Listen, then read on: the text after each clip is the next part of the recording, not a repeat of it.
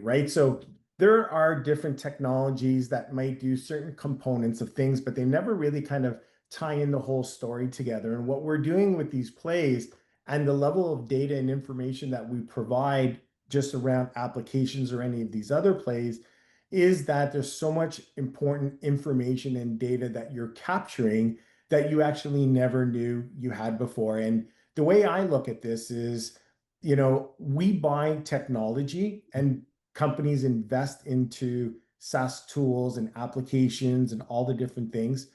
But most businesses actually don't pay attention on whether they actually know that people are using these things. And I think when you start using Produce 8, you actually look at things a little bit different, right, Janice? Oh, absolutely. So, I mean, the beautiful thing here is once we get the product installed, and the time to value is very seamless. It pushes through, the product pushes through the RMM, so very, very easy to launch. And now we're tracking what's happening in a non-intrusive way. And I really want to be clear about that. I'm not going to go through that as we go through each of these, but the product does protect the integrity of all the people that are using it. So we're able to get this data and look at it. So now we're working away here and the product's running, and we're able to see now what's going on within the company. As Marco stated, what are we actually spending our time on? And the key thing here to point out is that we want to understand what's our baseline data.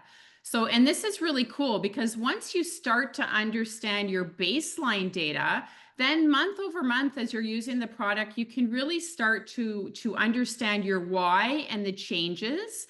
And then to say, yes, this makes sense, or no, it doesn't make sense. And then from there, you can start to have some really good conversations around your leadership table around where are we spending our time and how do we want to set some benchmarks, and let's move the needle forward both for productivity and employee well-being, as you're going to see as we move along here.